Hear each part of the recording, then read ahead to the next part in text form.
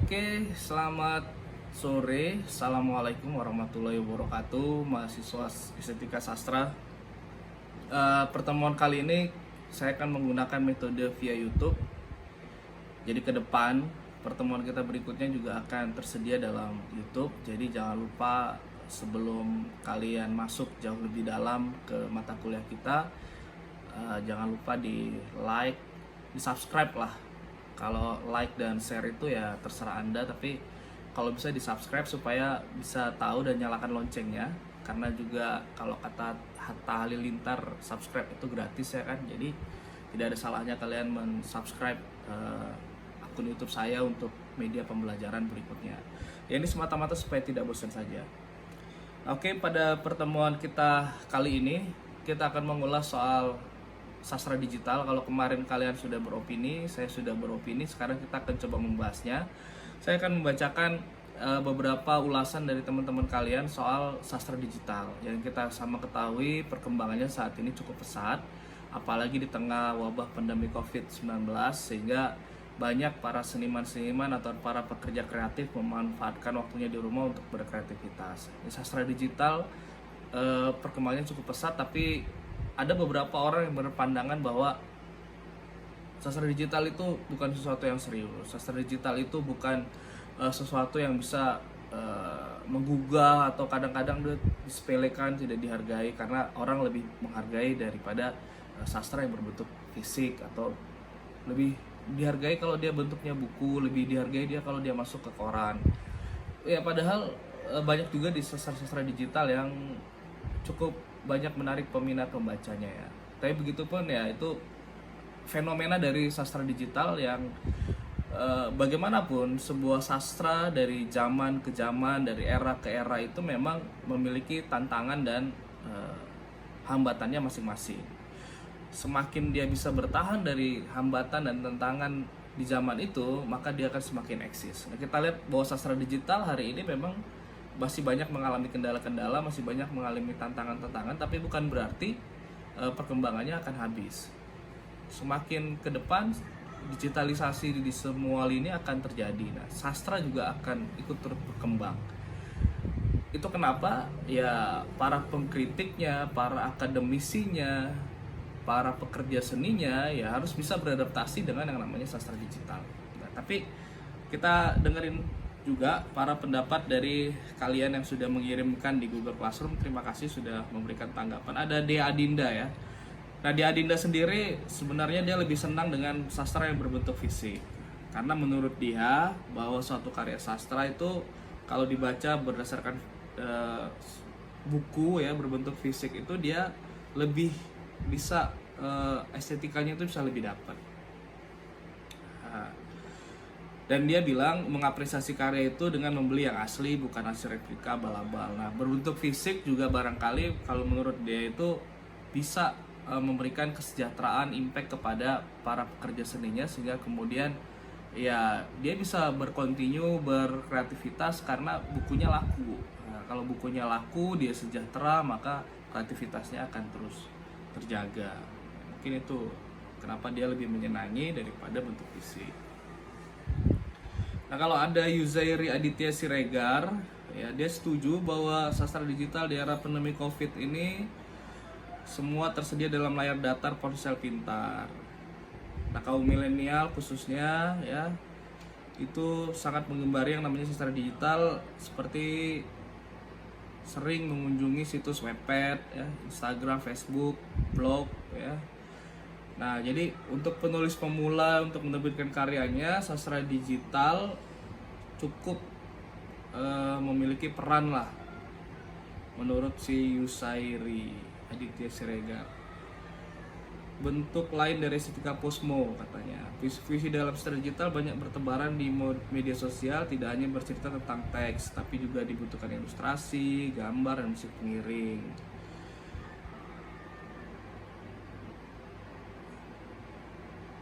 Nah, kalau menurut Yuzairi lagi, penggunaan bahasa di beberapa sastra-sastra yang bertebaran di Facebook tadi, di Instagram tadi itu penggunaan bahasanya kurang diperhatikan.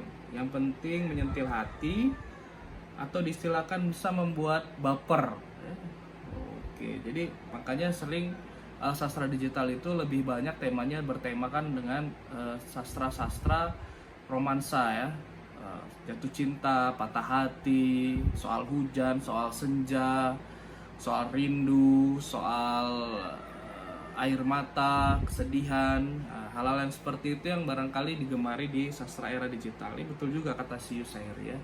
Atau jangan-jangan dia punya pengalaman pribadi nih, makanya bawaannya baper aja deh. Nah, lain lagi apa kata Obah Anak Kampun? Obah Anak Kampun dia melihat bahwa sastra digital itu kurang memiliki estetika. Nah, kenapa? Karena contoh dekatnya kita lebih merasa menikmati membaca novel pada sebuah buku daripada membacanya melalui media elektronik. Jadi dia sama kayak Dea Dinda tadi, bahwa bagaimanapun sastra fisik tetap tidak tergantikan karena dia ada sesuatu nilai estetis yang tidak bisa tergantikan ketika kita membaca karya sastra dalam bentuk digital, dalam bentuk PDF. Ya memang iya juga gitu. Kita misalnya begini kan, baca novel dalam bentuk PDF gitu, mata sakit, terus dia tidak bisa dibalik-balik ya, monoton hanya gini aja. Tapi kalau baca buku kan ya ada seninya ya nih. Misalnya buku ini ya, nah, ini buku Khalil Gibran nih, kita baca ya. Nah, ini juga ada aroma buku yang khas yang tidak bisa didapatkan di sastra digital. Ada Rizky Andriani, kalau dia setuju bahwa kaum milenial sebagai generasi gadget candu peralatan digital harus hal ini berbanding lurus dengan pesatnya penggunaan internet. Aktivitas sastra menggunakan media sosial sebagai alat menyebar pesannya, dikenal juga sebagai sastra digital atau cyber sastra, adalah sebuah kemajuan.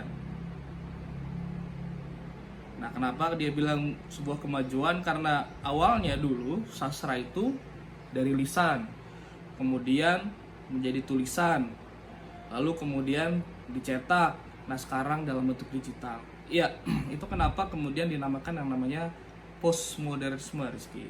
Jadi dulu ada era sebelum Masehi, era modern.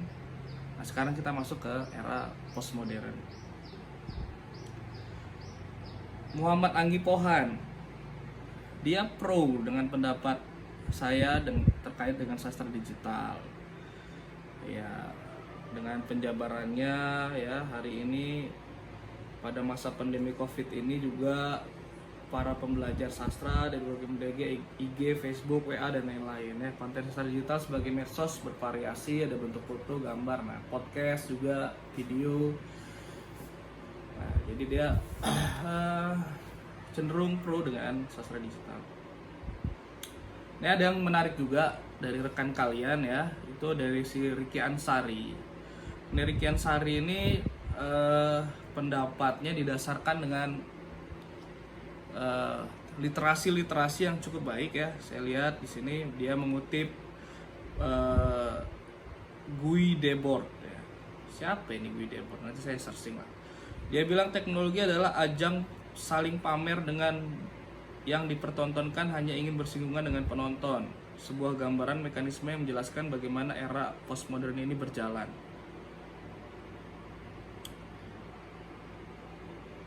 Dia menganggap bahwa seni postmodern itu cenderung kehilangan substansi.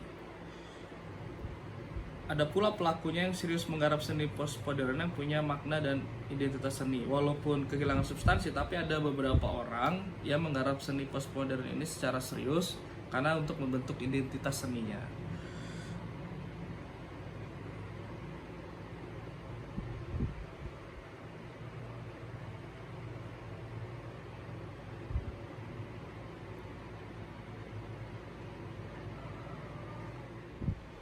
Nah, tapi ketika dia sudah mengutip para kritikus mungkin ya ini, atau para orang-orang yang berpendapat soal sastra digital, kalau bagi si Ansari sendiri, Ricky Ansari, dia tidak berniat untuk memperdebatkan atau membedah esensi hal-hal itu, baik postmodern atau tradisional. Karena pada dasarnya semua seni sama aja omong kosongnya dengan hidup yang lebih baiknya dinikmati saja. Cukup apa ya, cukup abstrak juga pemikirannya bahwa seni adalah omong kosong. Mungkin dia cenderung kepada pemikiran Plato. Dia lupa bahwa seni itu bukan hanya omong kosong, tapi kalau seni adalah omong kosong kita nggak belajar sastra Indonesia, Ricky. Tapi ya kita appreciate pemikiranmu soal sastra digital ini. Tapi mungkin kita bisa lebih lanjut diskusi soal ya pandangan-pandanganmu terkait dengan sebuah kesenian. Atau mungkin dia bicara dalam konteks dalam konteks misalnya bahasa sastra kali ya, omong kosongnya ini, sehingga agak ya nanti kita diskusikan lebih jauh lah. Ada Dinda Ritonang, ya dia singkat saja menjawab, memang banyak katanya sastra digital. Ada El Asesti,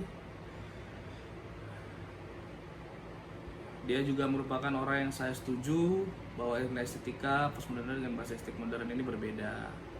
Ya dia setuju dengan penjabarannya. Ada Faradina Barkah, dia menanggapi, dia menilai bahwa sastra digital merupakan fenomena yang menarik dalam dunia sastra, didukung oleh banyaknya pengguna media sosial yang mulai menuangkan karyanya seperti puisi, sajak dalam media digital dapat diminati oleh pengguna media sosial. Ada Tumblr ya. Nah, dia melihat bahwa sastra digital perlu mendapat perhatian yang lebih, mengingat ada beberapa hal yang menjadi keunikan tersendiri. Nah, saya setuju juga nih bahwa hari ini sastra digital karena sudah memiliki tempat, barangkali dia harus dipikirkan secara serius. Nah, akademisi seperti kalian inilah yang mengambil jurusan estetika sastra barangkali bisa membreakdown estetika dari sebuah sastra digital. Kalau kita mau melihat bahwa sastra tradisional atau sastra dalam berbentuk fisik dengan sastra digital itu tentu berbeda. Seperti yang sudah saya utarakan di dalam artikel yang saya lampirkan dalam kuliah kemarin, bahwa ada komponen-komponen estetis tersendiri untuk membentuk sebuah sastra digital sehingga kemudian sastra digital bisa diterima oleh masyarakatnya. Itulah tugas kita sebenarnya. Itulah kenapa saya ingin mengatakan bahwa sastra digital ini merupakan sebuah fenomena yang mungkin sudah lama ada, tapi hari ini dia perkembangannya semakin pesat, apalagi di tengah wabah COVID-19 ini. Jadi sebagai orang yang mengambil jurusan estetika sastra atau jurusan sastra, kita harus aware terhadap perkembangan sastra demikian itu, agar kita tidak ketinggalan, agar kita bisa terus memperbarui ilmu sastra yang kita dapat, atau bila perlu kita bisa merumuskan sendiri. Kalau tadi ada teman-teman yang bilang bahwa estetika sastra digital itu kurang serius, bahasanya kurang digarap. Nah, kita perlu membuat indikator sastra digital yang baik dan benar. Walaupun dalam sastra itu terlalu kadang-kadang baik menurut orang belum tentu baik buat kita, terlalu subjektif. Tapi kita punya rujukan sendiri apa yang dimaksud dengan sastra digital. Sastra digital adalah sastra yang masuk ke dalam platform digital. Nah, itu seperti itu gitu. Ini penting supaya generasi kita yang nanti, yang ke depan ya, kalau kalian sudah tamat, bisa memahami lagi lebih jauh apa itu sebenarnya sastra digital, cyber sastra, bagaimana bentuknya, estetisnya seperti apa. Dan para kritikus sastra juga harus bisa melihat apa yang menjadi kelemahan dan apa yang menjadi kelebihan dari sastra digital itu. Ya, karena ini merupakan sebuah fenomena yang cukup menarik saya kira. Ada Juni Dabuke, ya, dia juga agak setuju dengan di sastra digital.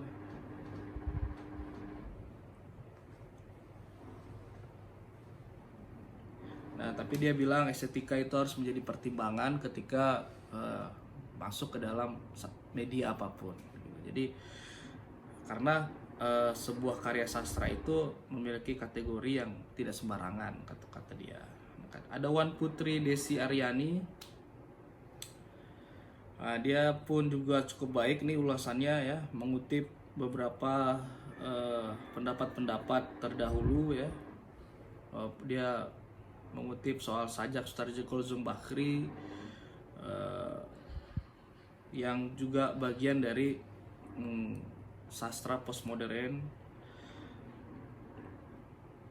Nah, penulis gadget digital menjadi penopang untuk karyanya, misalnya Boy Chandra ya. Boy Chandra ya Firsa Besari juga ya, walaupun dia nggak jelas ya apa dia penyanyi, penulis atau, tapi ya dia menggunakan media digital untuk mengeksistensikan karyanya dan kreativitasnya. Ya, setiap zaman selalu memiliki ciri khas yang mengikutinya, begitupun zaman saat ini. Zaman dimana segala bentuk karya sangat mudah menjadi terkenal, bukan hanya karya-karya yang benar berestetika, namun bahkan karya-karya dalam tanda petik sampah pun mampu menjadi sorotan publik. Begitupun tak ada yang benar-benar bertahan lama, semua akan dilupakan jika sudah waktunya. Jika sudah ada penggantinya, yang bertahan tetaplah karya yang memiliki kualitas dan estetika yang baik. Ada Jaim Jaki. Jaim Jaki dia mengutip ya, mempelajari dari seorang pendongeng di kampung dongeng. Dia bilang bahwa manusia itu mempunyai 3 hal, yaitu audio, visual, dan kinestesis. Visual berarti seorang yang belajar dan memahami dengan memandang melalui matanya, lalu dituangkan ke dalam bentuk tulisan. Audio, orang belajar memahami dengan cara mendengar apa yang dia dengar. Dan kinestetik, belajar memahami dengan terjun langsung dengan apa yang ingin dia pelajari. Oh, jadi orang belajar itu ada 3 ya. Nah, kalau di dalam sastra digital dengan menggunakan teks, visual, dan musik, maka orang melihatnya akan mudah memahami dalam arti kenalah puisi tersebut ke dalam hatinya. Nah, jadi makanya banyak sastra digital itu tentang roman picisan. Apalagi zaman sekarang anak-anak masih di bawah umur sudah mengetahui dan hidup di dunia percintaan. Maka makin banyak yang melihat puisi tentang roman picisan. Namun dia menilai bahwa sastra digital itu ada kurangnya. Ya, seperti yang saya bilang, yaitu baitnya tidak terlalu panjang dan temanya itu saja. Menurut saya itu suatu kelemahan bagi penulis di era sekarang. Mereka kurang memahami puisi dalam artian mereka tidak begitu pandai mengembangkan tema, sajak, dan makna yang luas. Oke, ya memang itu ya kelemahan yang perlu terus kita perhatikan. Ada Eki Priatin. Nah, Eki juga setuju dengan opini yang saya tulis bahwa sastra berkembang seiring perkembangan zaman. Akan tetapi dia bilang di luar sana ada beberapa yang kontra terhadap adanya sastra digital, bahkan tidak memperhitungkan karya sastra digital karena menganggapnya termasuk dalam kelompok sastra pinggiran lantaran dianggap main-main dan tidak serius. Ya, seperti yang di awal saya bilang bahwa selalu ada pro dan kontra. Tapi pro dan kontra itulah yang kemudian menghidupkan sebuah karya. Kalau nggak ada pro dan nggak ada kontra ya biasa-biasa flat-flat aja, nggak dibahas, susah juga Eki gitu. Jadi perkembangan sastra itu memang sewaktu-waktu harus ada yang pro dan ada yang kontra. Di awal kemunculannya kalau Anda ingat Chairil Anwar membuat puisi Aku itu yang kontra banyak sekali. Bahkan dulu puisi-puisi dia sebelum terkenal itu dibuang di tong sampah sama HB Yasir karena dianggap bukan puisi. Tapi hari ini puisi Chairil Anwar yang bertahan. Nah, jadi ya selalu ada pro dan kontra. Dinda Erlambang, Dinda Tasya Baby Erlambang ini juga cukup baik ulasannya. Dia bilang bahwa sastra digital membuat jurang pemisah antara pembaca dan penulis karya sastra perlahan tergerus. Tapi eksklusivitas yang selama ini seolah melekat pada dunia sastra meluntur. Oh iya pula ya. Jadi karena di situ juga ada ruang, dia bilang karena ada ruang saling komentar di kolom komentar sehingga orang dapat dengan mudah menjalin komunikasi.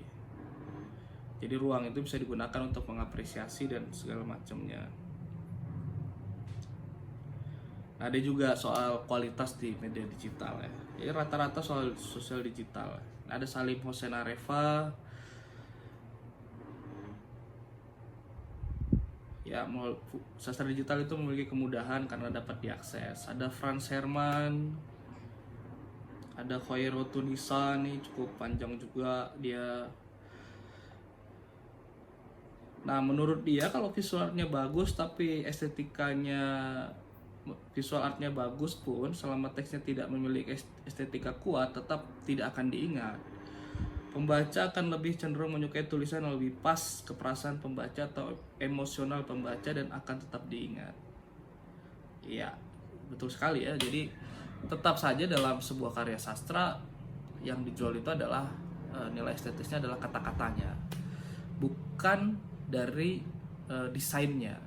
Bagus pun desainnya, tapi kalau kata-katanya nggak nendang, nggak memiliki power, nggak memiliki kekuatan, maka ya itu makanya kemudian kenapa kita membahas sastra digital, supaya para pegiat atau para penulis pemula yang menggunakan media sastra digital tidak lebih mementingkan atau barangkali jangan lebih mementingkan desain, musik, dan visualnya, tapi juga harus diperhitungkan soal teksnya. Karena bagaimanapun teksnya yang menjadi kekuatan utama dari sebuah karya sastra. Nah, kalau dia mau bikin visualnya yang bagus ya dia bukan karya sastra, dia buat bikin aja film gitu. Kalau dia mau bikin desain yang bagus ya dia bukan karya sastra, dia buat aja poster atau spanduk atau desain grafis. Tapi karena kita bicara dalam konteks sastra, maka yang paling penting dan yang paling diutamakan adalah teksnya. Ya. Oke, bagus juga Khairotul Nisa. Ada Devi Huta Barat, juga ada Ivo Jilian, ada Eka Lailatul Qodriah.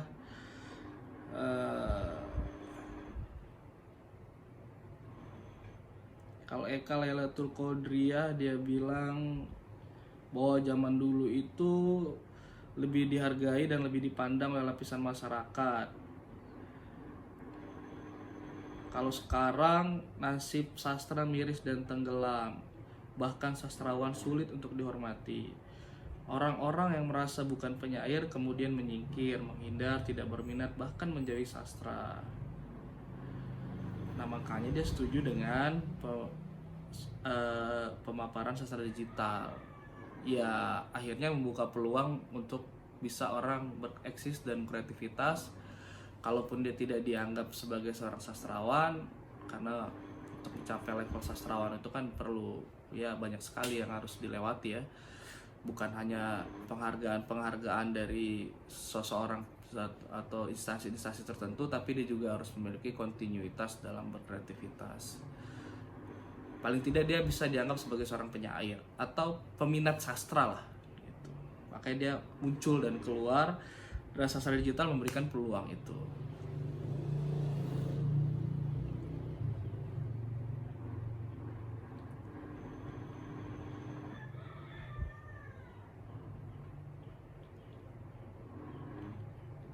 Ya ada juga dari Elsa Saputri Lubis. Dia beranggapan bahwa sastra harus tetap hidup bagaimanapun caranya. Dalam kondisi apapun, situasi apapun, sastra harus tetap hidup. Ya karena memang sudah terbukti sejak zaman dulu hingga hari ini sastra masih tetap ada. Kalau tidak ada, sastra Indonesia tutup loh mati ya. Jadi ada juga Sagittarius Marbun. Sagittarius Marbun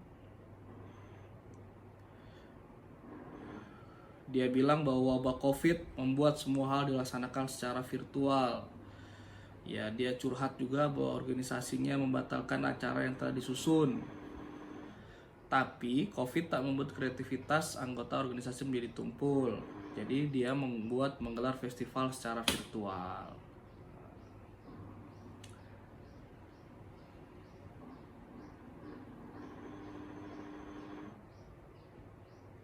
Ya, dia juga mengkritisi bahwa sastra digital itu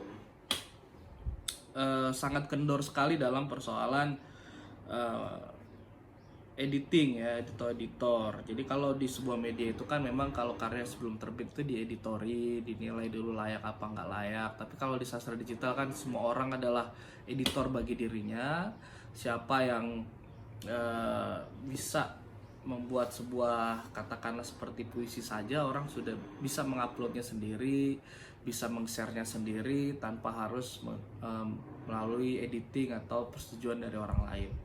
Nah, itu menjadi kelemahan kalau kata si Sagittarius Marbun, sehingga kemudian balik lagi ke persoalan ya kualitas estetikanya menjadi kurang. Tapi kalau menurut saya ya yang nanti akan menguji itu adalah pembacanya. Walaupun ya kita nggak bisa membatasi juga kan orang mau bikin apa, orang mau nulis apa, tapi pada akhirnya yang bisa menguji itu adalah pembaca. Tapi balik lagi ke persoalan yang seperti dibilang si Wan tadi, bahwa ya kalau selera pembacanya rendah, ya kualitas sastranya juga akan rendah gitu ya. Nah, itu menjadi perdebatan yang menarik. Ada Ismi Mawaddah ya. Dia melihat bahwa sastra digital itu menghibur ya, seolah-olah mendapat tawaran yang mampu menghilangkan kebosanan. Ada banyak sekali nih, ada Cherry, ada Indah Sari, Munti yang mengutip banyak sekali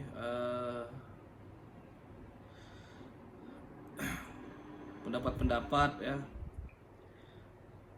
Ada Roma Selenai Bawor, saya akan baca ulang lagi semuanya, ada sekitar 50-an orang yang mengirimkan tanggapannya. Ini terima kasih sekali. Tapi memang ada beberapa konklusi yang perlu kita capai bersama dalam sastra digital ini, bahwa ketika kita memilih jalan untuk sastra digital ya, seperti yang saya katakan di awal, teks menjadi kekuatan yang paling utama ya, bukan musiknya, bukan visualnya, bukan desainnya, tapi tetap juga kita harus memperhitungkan teksnya. Ya, soal kualitas saya cenderung lebih kepada bahwa tidak ada semua yang tiba-tiba muncul dengan sesuatu yang instan. Semua adalah proses. Jangan pernah khawatir bahwa karya kalian dianggap sampah. Jangan pernah khawatir bahwa nilai estetis kalian rendah. Jangan pernah minder kalau hari ini kalian tidak mendapatkan apresiasi yang baik di pembaca kalian. Ketika kalian sudah mulai berkarya, menulis apapun itu, menulis puisi, menulis cerpen, dan menyelesaikannya, maka Anda sudah hampir sampai kepada hasil yang baik. Kenapa? Karena untuk memulai saja kadang-kadang orang tidak bisa. Jadi kalau kalian sudah memulai, lalu kalian konsisten apa yang sudah kalian mulai itu, lalu kalian kembangkan, kalian asah lagi, maka mudah-mudahan karya-karya kalian akan mendapatkan tempat di masyarakatnya. Itu sebenarnya poin utamanya, bahwa hari ini kita tidak ada alasan untuk tidak berkreativitas di tengah wabah COVID-19 ini. Tidak ada alasan untuk selalu rebahan ya, karena banyak sekali hal positif yang bisa kita kerjakan. Ya intinya sebagai anak sastra ya teruslah berkreativitas dan berkarya. Terima kasih pertemuan kita kali ini, dan saya akan merangkum pendapat-pendapat kalian semua. Terima kasih yang sudah memaparkan pendapat-pendapatnya. Saya apresiasi semuanya.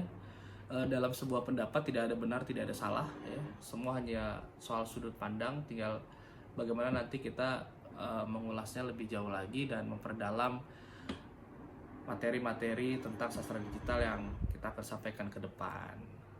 Oke, sekian dulu mata kuliah kita hari ini, dan saya lupa bahwa harusnya ini adalah pertemuan ketiga mungkin ya, atau kedua, saya lupa. Tapi nanti kita akan membuat, kalau sebulan itu harusnya ada 4 kali pertemuan.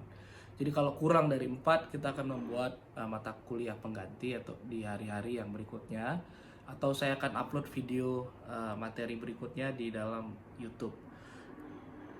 Ya sekali lagi saya berharap kalian share, bukan share ya, subscribe akun YouTube ini supaya proses kegiatan belajar mengajar kita menjadi